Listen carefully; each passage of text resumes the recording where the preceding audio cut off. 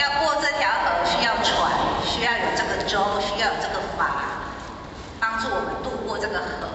那我们到了对岸上岸了之后呢，这个舟这个筏我们带着走吗？就不带着走了嘛，哈，它就不用的就放在那边了嘛，哈。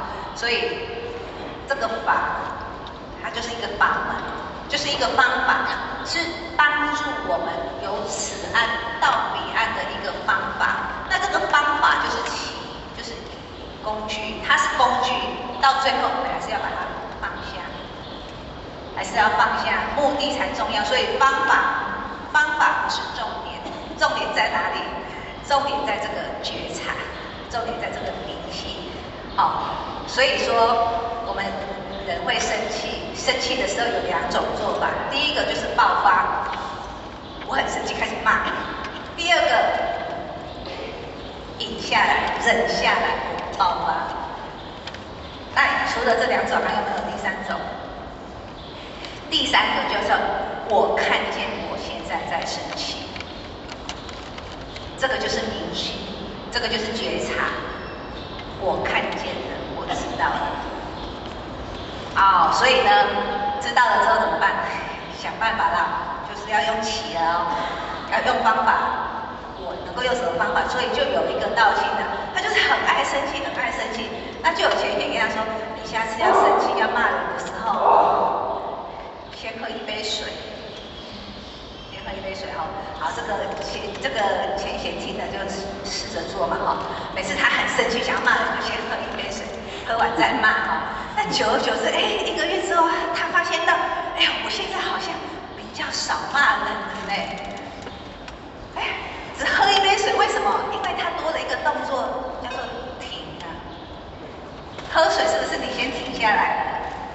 停止的一个动作，这个止的动作有多重要？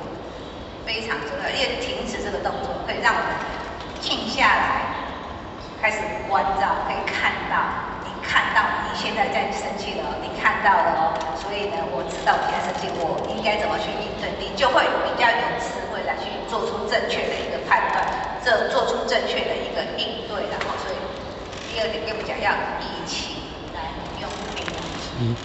好，那第三个，以无事取天下，最高的一个境界得到了性啊，无事才能取天下，那是无事，无所事事，什么都不做，是这样吗？不是哦，这个无事不是说我什么事情都不要做了，那就一个废人了嘛哈，什么事都不做就是一个废人了，那我们干嘛活在这个人世间还有什么意义呢？所以这里的无事不是什么事都不做，不是无所事事，这里的无事指的是无造作、无执着、无妄为。我们做这些事情是很自然而然去做的，是没有经过我们这个妄心去分析的哈，没有经过我们人心、事心去起作用的，所以你没有照做的哦，好，你是没有执着的。我是事情来了我就去做，但是事情结束了之后呢，放在心上的哦，我没有依我自己的好恶，没有依自己的喜爱、讨厌去做分别，去处理这些事情。不会因为这个人对我比较好我就帮他处理的比较好；这个人对我不好，我就不去做他的事情。没有，是没有执着、没有妄为、没有造作的，这个才是真正的无事哦。但是我们都是有事啊，我们都是有事在作为都是有我们自己的想法，有我们自己的分别，有我们的执着去做这些事情。那只要有我，然后就有事。就有事了哦，我产生事就来，所以确实是这样。所有的事情只要没有我们都可以很自然的去把它完成。但是只要有我产生的这件事情就不平静了，是不是这样子？确实是这样子。我们听人家讲话，听到人家在讲话讲的话内容没有我们的名字，你都不会去在意的。但是突然他们的对话当中出现了我的名字之后，你会特别去关注他讲这些是什么意思，他为什么要这样？开始事就来了，你不平静的然后你会开始有一些纷争，一些事情就来了，争端就来了。所以只要有我，就会有事。所以要无事，其实就是要无我，把这个我拿掉，把我拿掉。哦，说这个是我的电脑，是这个是电脑，它就是电脑，它就是荧幕而已。你不要说这是谁的，那它就很自然，大家都可以使用。它跟我是没关系的哈，我要用我就用它，你要用也用它，它坏了我也不会心疼它的，都不会影响到我们。但是你只要管这是我的，那就不一样了哦。你为什么可以用我的东西？这是我的，你为什么把它弄坏了？这是我的，这个分别就来了哦。所以当我把我拿掉，没有事了，那整个天下不是都我的吗？都是一体的啊。所以，大自然不是谁的，大家都可以去享受。而你不去分配，它也是我们的啦。所以，只有无事，你才能够取天下。心中无事无我，整个天下都是我的。所以，当我们的心不再攀援，你不会被外在一切攀援，我们的念头不再纷飞，不再跑来跑去，我们的本性自然就可以显现的。这个就是了性，这就是了性的哦。所以真正做到无事取天下，也就是做到了性。所以真正的心，我们的心能够做到无事，性就会明。心无事，性自明。当我们性明的时候，天下在我，都是我的。天下万物与我们是一体的，就是一体的。那我们没有这种感受，就是因为我们心有事，我们有我有事，所以就会有分别，就会有妄为，就会有执着，有造作。那天下就不是我们的所以要先把这个我拿掉，把这个事拿掉。明的一体的，全部都是一体的，天下就在我了哈。所以这个就是最高的一个境界啦哈。所以真正做到了性，就是了性，它就是一件很自然、很简单、很亲近的一件事情所以当我们都可以每天过得很自然，每天生活得很简单，每天我们的心都很清净，那恭喜各位。无事取天下，整个天下都在我们的掌握之中。所以这是一个最高的一个境界。所以一开始老子就跟我们讲这3个方法，我们要治理国家，就是要这3个方法；我们修道也是要这3个方法来修我们自己，能够这样子修到最后，我们真的可以明心见性，大家都可以达到那种了性的一个境界了那为什么我们会做不到？我们做不到的话会怎样？你国为什么会乱？你要治国，就是因为它乱，有乱你才要治啊。如果都没有乱，大家都很好，相安无事，国泰平安，那还需要治吗？就不需要治了。所以需要治，你要治，就是因为有问题了，有纷争的，有不平的，乱产生的，所以才需要治。所以后面他就开始跟我们讲天下有4种的乱象，就是有这些的乱象还没，还有一句后续忘记，还有一句吾何以知其然哉？以此。我为什么知道这样子呢？刚刚那3个方法老子就说我为什么知道，就是以此以此是什么？就是因为他得到了，就是他用到了。所以其实这里的词指的就是道了，就是因为他心中有道，他与道一体，所以他很清楚明白整个世间万物的一个循环的走向，他很清楚很明白，他很清楚他的心的起心动念，他都很清楚，他都知道我们只有回归自性，回归到这个正，只在这个一，那我们才能够整个治理好这个天下。所以他清楚了，就是因为他只有道，他得到了，所以才能够清楚明白所以说如何证明？这一段就是在讲怎么去证明。老子讲这些不是推理来的不是靠知识的，不是他学很多来的不是不是推理来的不是学了很多，我知道很多才跟你们讲这些道理，不是哦。那怎么来的？他是体验，他是证悟的。哦，老子他就是因为悟道，他经过，他体验过，他验证过了，所以他证悟了，所以他才可以给我们讲这样子的一个道理给我们。那各位贤贤，我们修道多久了？几十年了哈。好，有的20-20年，有的30-40年，甚至于有的都40-50年了。这么几十年的修道这个过程，各位贤贤，我们体验到了什么？我们证悟到了什么？我们有没有把我们所听到的这些道理，真的落实在我们的生活当中？我们有没有把我们听到的、学到的应用在我们的生活当中？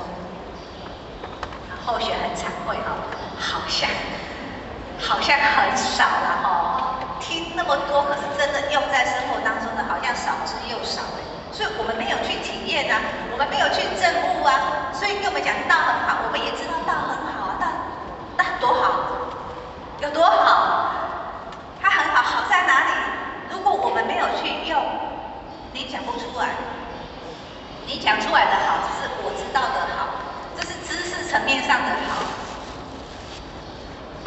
只是停留在知识上哦，因为我们没有做过，没有印证过，没有验证过。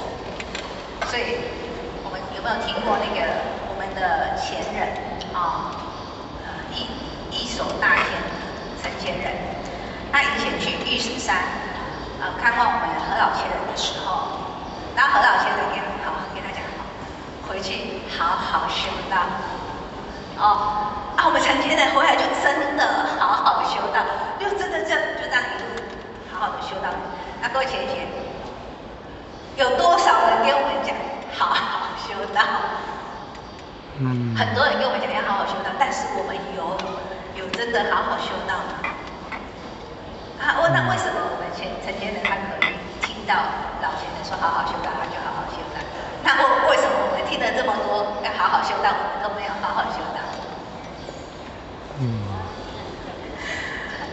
所以说禅宗我们看过很多的禅宗公案，那很多的禅宗公案里面都会很多就突然就开悟了嘛很多禅师都会去问说，什么是佛啊？我们该怎么见到我们真面目？都问很多的问题，但是禅宗公案很特别的就是，他都不会跟他直接讲答案，有没有？他不会跟他讲答案的啦。他说，如果我现在告诉你了，你以后会恨我。所以他们都不会讲，为什么？因为我跟你讲这个只是知识，都是我们都知道的道理。我跟你讲的没有用啊，你要自己去体悟啊，你要自己去验证啊。等到你真的验证到，原来道真的这么好，所以道很好。如果我们没有验证，就讲道很好，但是我们真的实验过了，真的验证过了，我们再讲出来，这个道真的很好，不一样这个感受是不一样的所以呢，这一段话后学觉得要给我们讲的是什么？道它不是知识，它是要让我们去实践的，要实践的。我们不要停留在知道。我们现在大家都知道很多道理，大家都很会讲，我们都欠缺的是行的功夫、实践的功夫。所以我们不要说听很多啦我们要想办法试着落实在生活当中。道理很会讲没有用，真的没有用那只是嘴皮子很厉害，那只是你的头脑很厉害，很灵活而已啦只是说我们头脑转得比较快你的比较能够分析，你的口才比较好，对我们生活上是没有帮助的。真正有帮助的是你把这些你所吸收到的这些道理，真的把它落实在生活当中，实践出来，这才是最重要的。那这也是老子一直后学觉得他要跟我们强调说，我们真的要把这些我跟你讲的这么多道理，你真的要把它用在生活当中这才是老子真正的一个本意啦。好，那后面呢就开始要跟我们讲一个天下的一些乱象的有哪些乱象呢？好，第一个乱象就是天下多忌讳而民贫啊，说天下有很多的忌讳，那忌讳多呢，那人民就会越来越穷。那什么是忌讳啊？什么是忌讳？我们有没有很多忌讳？有啦。这个不能做，那个不能做，有很多的忌讳。那忌讳就是很多的禁忌，有很多的限制啦。那限制越多，禁忌越多，有时候反弹会越大。这个不能做，那个不能做，限制这么多，那我们的心就会被受限的。受限，我们没有办法让我们的本性自在的发挥出来，因为太多的限制，太多的框架困住了，所以呢就会越来越贫。外向是这样子你一个国家你限制很多，这个一定不会发展得很好，限制太多了。那越开放、越民主的国家，这个发展进步就会很快嘛这个在现象界我们很容易理解。那把它引到我们身上也是这样子所以你看那个八仙的注解就给我们做这样子居一气，养一体。那后学你知道吗？后学这一句研究多久了？后学一直想，为什么天下多忌讳会牵扯到居一气养一体呢？这样子的痛苦。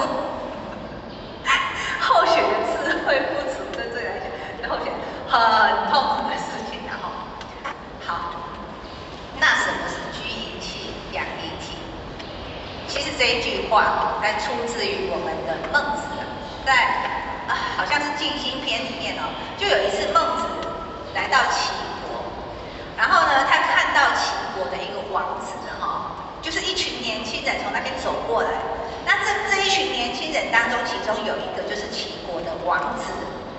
那为什么他知道他是齐国的王子？因为整个一群人走过来，就他跟人家不一样他整个行为、整个气度就跟旁边的这些年轻人都不太一样。然后知道说他是齐国的王子，所以呢，孟子有所感叹之后，他就讲了这一段话，就讲居一气养一体啦。他说人我们居住的环境会影响到一个人的气度、一个人的气质，跟你居住的环境有关系。那你的养就是你的生活习惯，然后你吃的、你的用的、你的教养会影响到我们整个人的一个体态、一个身体、一个体态都会有影响所以你看这一个王子他跟那些其他人都一样住的、用的、吃穿用度都大同小异也没有说好到哪里、特别在哪里，没有差非常非常的多，但是他整个气度不一样，差在哪里？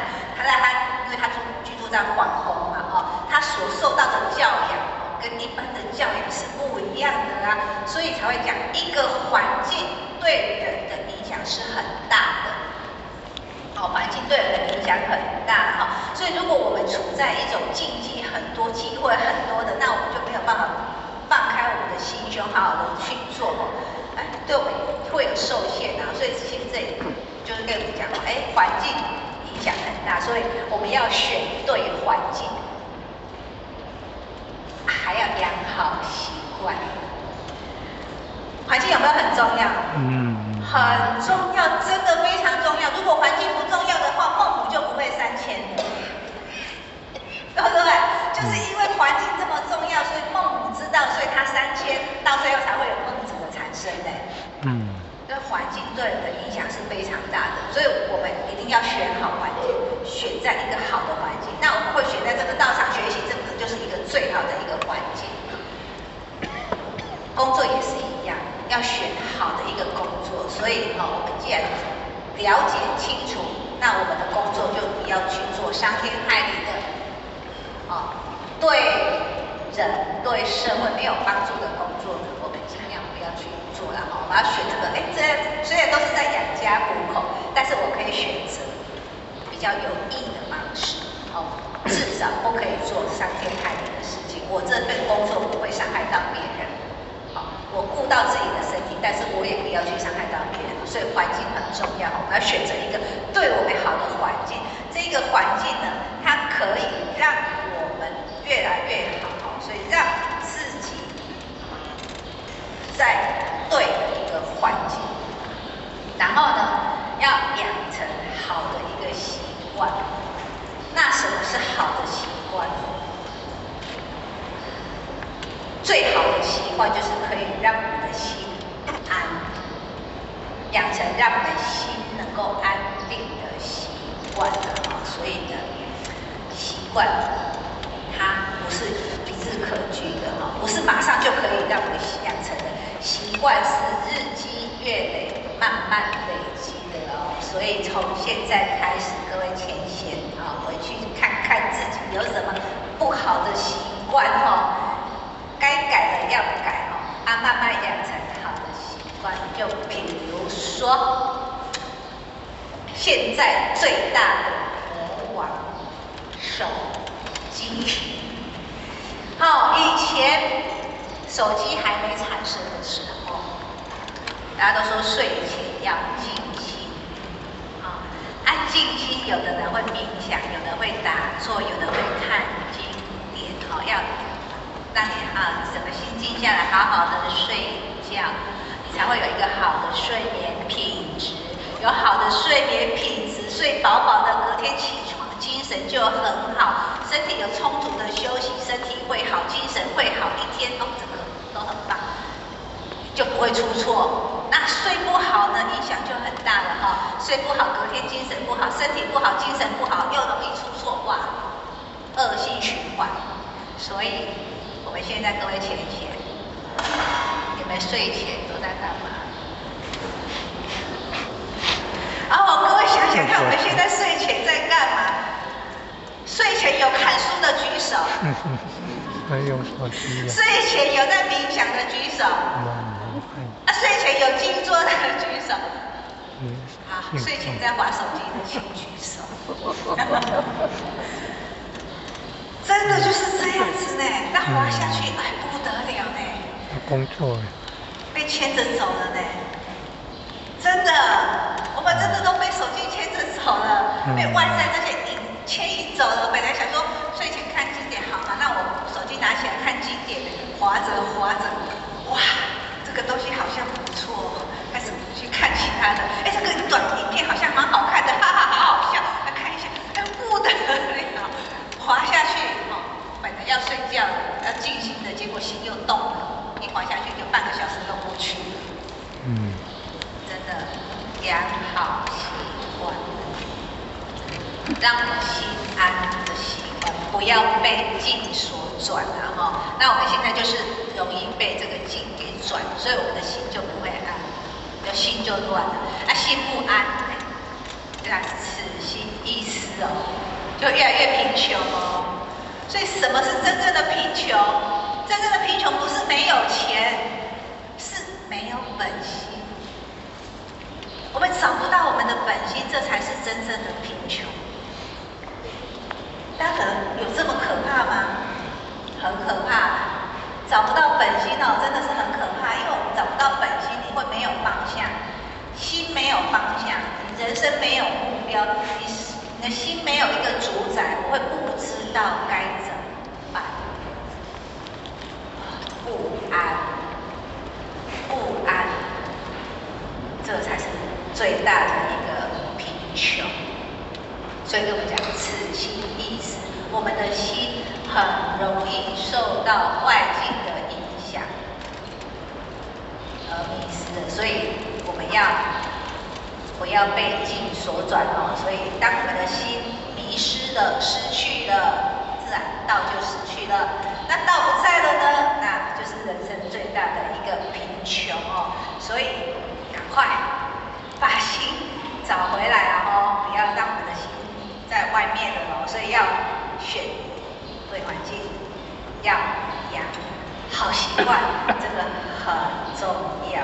所以呢，当我们真的可以让我们处在对的环境，让我们养成让我们心安定的习惯，久而久之，我们会发现不是我们在修道，而是道在改变我们。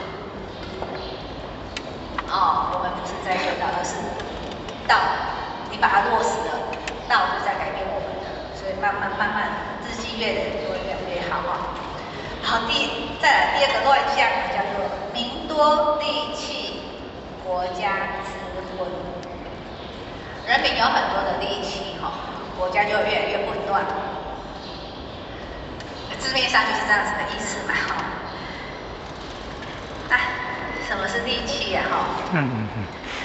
利器哈，其实它代表就是很多的技巧、手段、心机啦。我们人哈，如果心机越多哈，心就越不单纯的。手段越多，技巧越多，手段越多，心机越多，那代表我们这个人已经不单纯了。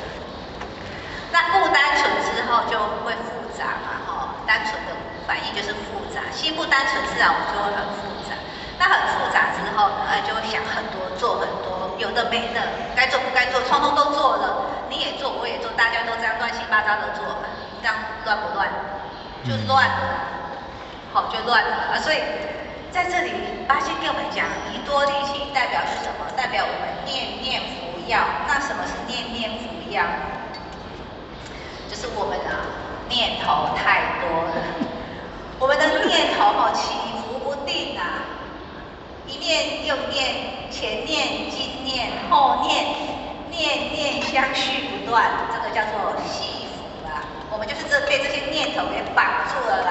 那我们念头被绑住了，被这么多的念头绑住了之后呢，就会自信不明。自信还会光明吗？不可能嘛！太多的念头都把我们的本心盖住了，我们的自信根本就被这些太多的念头给盖住了，所以它无法明啊哈。所以当我们念头变多了，我们的心呢就不会安。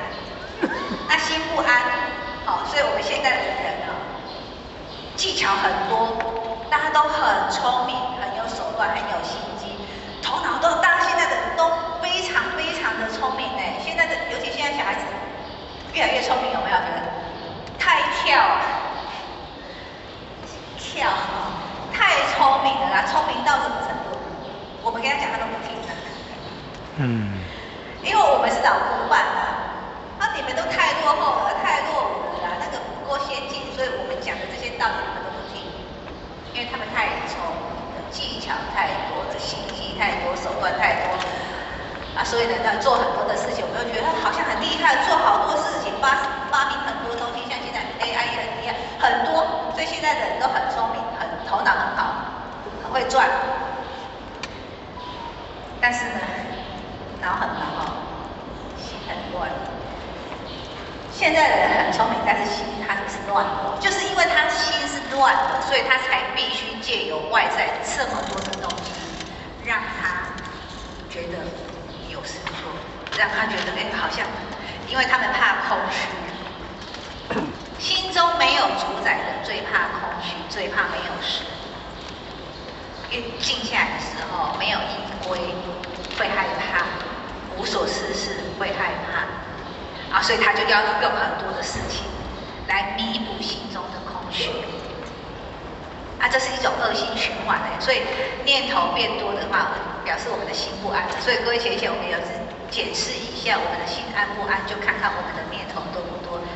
当我们的念头越来越少，恭喜各位，我们的心越来越安定了所以，当我们的心不明的时候，我们的判断很容易错误，我们的行为就很容易偏差，导致的结果就是乱。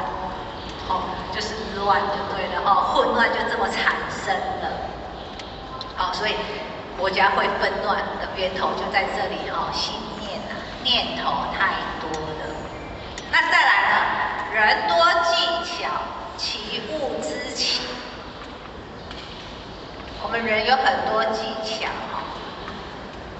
技巧跟刚刚的力气这有点不大一样有一些偏差。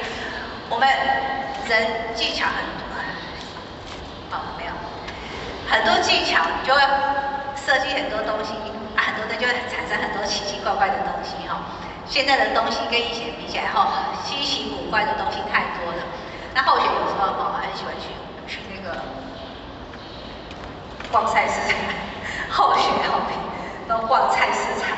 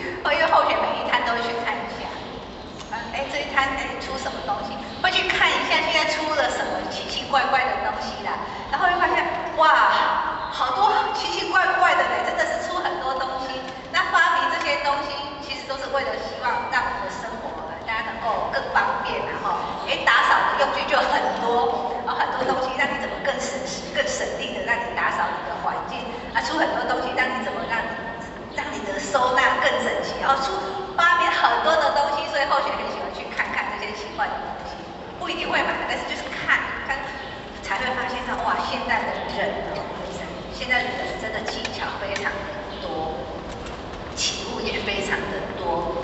那这些东西乍看之下好像很好哦，好像对我们的生活帮助很大哦，让我们生活更便利哦，让我们更轻松自在的去做这些事情。但是呢，这些东西越多，我们的心好像也没有更紧哎，让我更轻松，可是我的心好像也没有更自在哎。我多出来的时间我都拿来滑手机，好像外面的这些东西越来越多，我们的心好像更容易动，所以他才会跟我们讲心动神疲。外在的东西越多，我们的心越容易受到它的引诱，更不安定然后，所以表面上看起来好像很聪明哦，其实实际上本心都失去了，我们都不知道。做这些东西当初的用意是什么，我们都忘记了哦。很多人本来做这件事情，这些东西出来本来是好意，可是做到最后呢，都变利字当头，都冠上了这个利啦。哦，我要赚更多的钱，发明这些东西为了要赚钱，本来是为